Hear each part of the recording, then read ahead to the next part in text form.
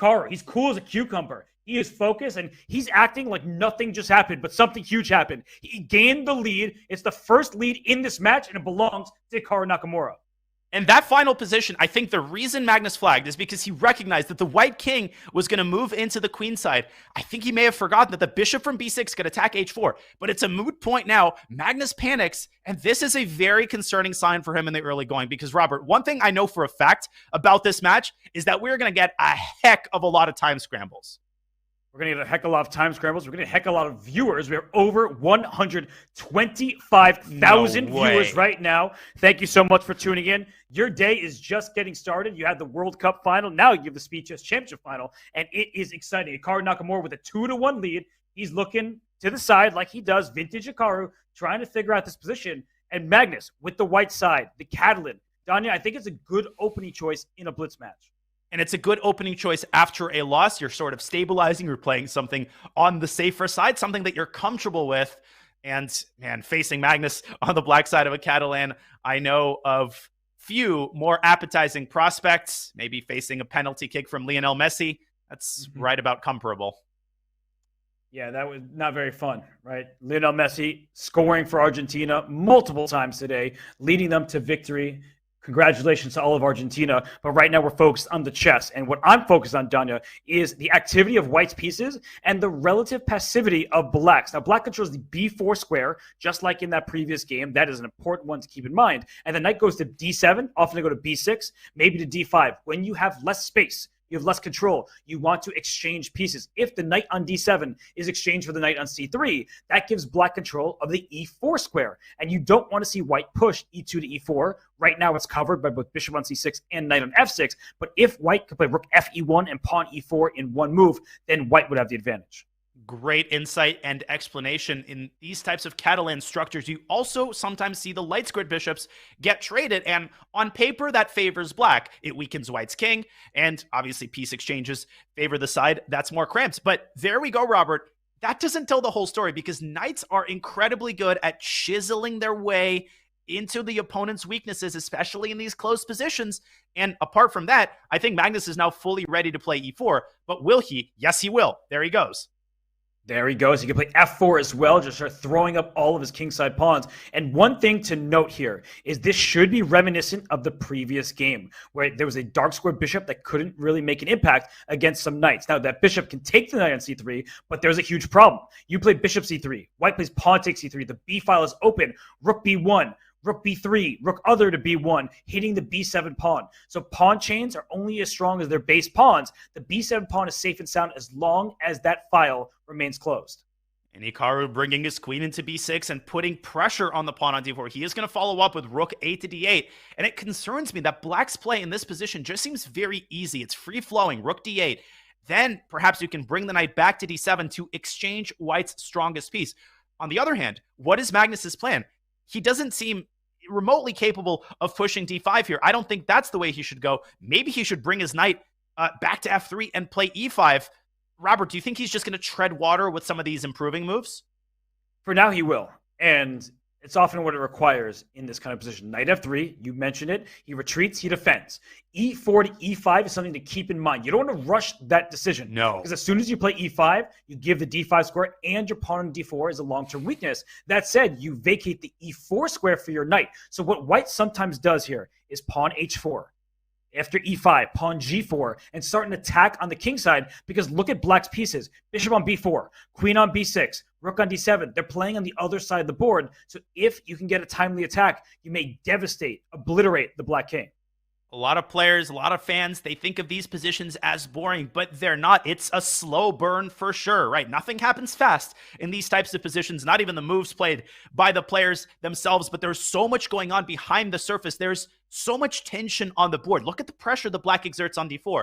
Look at the potential that white has on the king side. Something's going to happen here, and it's only a matter of time. But I'm on the same page. You should not play e5 until careful consideration, because as a very wise man once said, pawn chains are only as strong as their base pawn.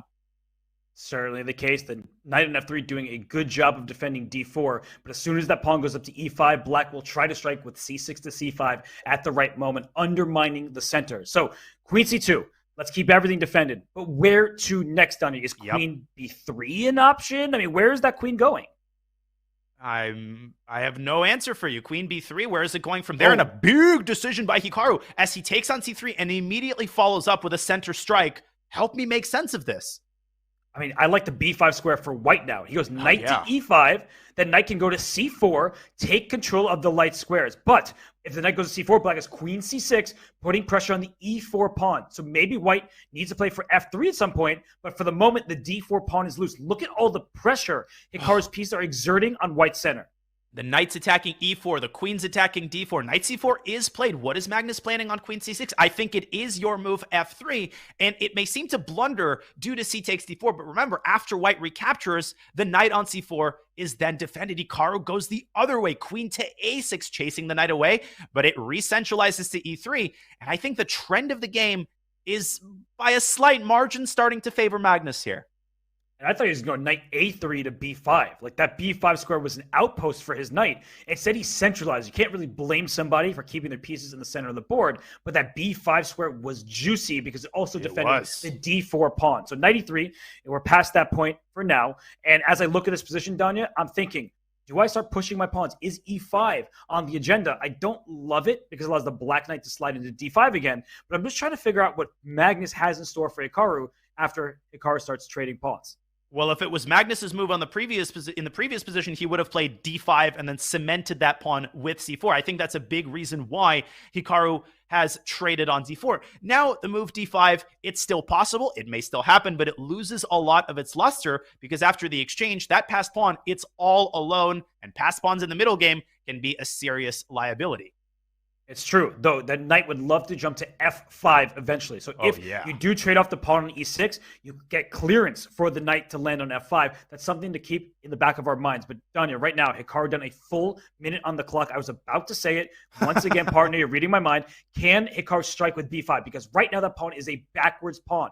And if you play rook b1, you stop that pawn in its tracks. Now, Hikaru is saying, I've defended b7. I'm going to go after the d file. And he does just that. But Magnus claiming that he's safe and sound pushing for a pass pawn. Well, he's going to have to reinforce this pawn because Hikaru is actually threatening. I'm busy counting the attackers and defenders, but I think he is threatening to capture 4 or 5, however many times on d5. And see, the problem for the last couple moves for Magnus has been that the queen is kind of pegged to the e4 pawn. If you carelessly play queen b3, that move may actually work out tactically because after knight takes e4, there's d takes e6 and maybe e takes f7 check, but that has to be carefully calculated by Carlsen, and he slides his queen instead back toward b1 using the back rank to defend the pawn indirectly. What a move. And stops b5. It's defense by attack. The h7 square is covered. So if we swap everything on d5... I'll show this. Let's show it because it's very instructive. The white rook lands on the c8 square with not just check, but checkmate because the h7 square is covered by that white queen. That would be mate. That's why Hikaru, he took on d5 once, but he is not going to keep capturing. Back to the live board we go. He has indeed taken on d5. Magnus not rushing to recapture. I would have assumed that he could pre-move e takes d5. Maybe he's thinking about starting with knight takes d5, weighing the pros and cons of keeping the knights on the board versus taking them off the board. And because of the prospect of knight f5, he decides to keep them on the board. But Robert, now knight takes d5, that threat has been renewed. It has been, but the dark squares are compromised. So if this queen slides up to b2 at some point, watch out because it does right now. Slicing across the board. The same back rank problem exists. If you take on d5, we swap everything. Rook c8, and as you're pointing out, rook or queen to h8 will be checkmate. Look at the queen on b2. It covers the entire length of the diagonal. This spells trouble for Hikaru, who simply slides his rook up at Danya. Maybe white can do the same, bringing the rook up on the d file. He can, and you mentioned it, a slightly different defensive mechanism, but the same result. The pawn on d5 was untouchable, and Magnus continuing to tighten the screws. This is where he is best, as he tightens the noose from all sides. The rook moves up to c5. It can slide over to b5, and this is right around where Hikaru is seriously regretting not pushing b5 when he had a chance. And you said all sides. I'm also looking at the clock. That may not be on the board, but it's definitely on Hikaru's mind. 22 seconds to over a minute. He goes queen a7, attacking the rook. The rook can simply slide over to b5. White can also make the move queen to c3, but you have to watch out because there's knight e4 with a fork. So watch out for these jumpy knights. You do not want to blunder here if you're Magnus Carlsen. And queen a7 is a classic Hikaru move. This is what he does. He poses problems. He forces you to make decisions. And before you know it, he's dragged you into another time scramble. Rook to d to c1 by Magnus, the eval bar disapproving. b6, and Hikaru's going to go after the pawn with queen a8, but rook c6. I was expecting rook c7. Okay, so knight d5, rook takes d6, knight takes e3 is check intermezzo, but there's queen a8. Back rank problem. He goes queen a8. Wow, what a move, because if rook d6, d5 will fall. Oh my goodness, maybe and if it falls, why can it end up a pawn down? Maybe queen takes f6 here is a good practical try. But you give up your queen for a rook and a knight after queen takes f6. I'm just thinking about this because the b6 pawn is also loose. And Robert, another detail, queen e5, knight takes d5, seems to blunder a rook, but knight takes e3 is a double check against White's king, and White's the one who gets mated. And look at this, Magnus down to 15 seconds. We've got another time scramble, and Hikaru is once again in his comfort zone. Yeah, Max needs to move. He's still thinking. He could sack the queen. He could take b6, but d5 will fall if he doesn't move that knight off the board. So the pawn is gone. The rook is protected on c6. Rook G6 but that king is in some trouble. He goes h4 instead. He wants to win. He wants to win, but he's down to 4 seconds. We've seen this story unfold before. It's an equal position objectively, but both sides making threats. Magnus down to 1 second. The rook can't move from d5. The f7 pawn is loose. The queen hits the rook. Queen lines up with rook on f7. Watch out. The second rook for white can come into the game. It can come in the game through c4. There goes black's rook. Hikaru offering a queen trade, and that's basically a peace offering by Nakamura. Well, white and black both have one active and one passive rook, but white's passive rook on f4 is still more active. There's nothing to attack. The player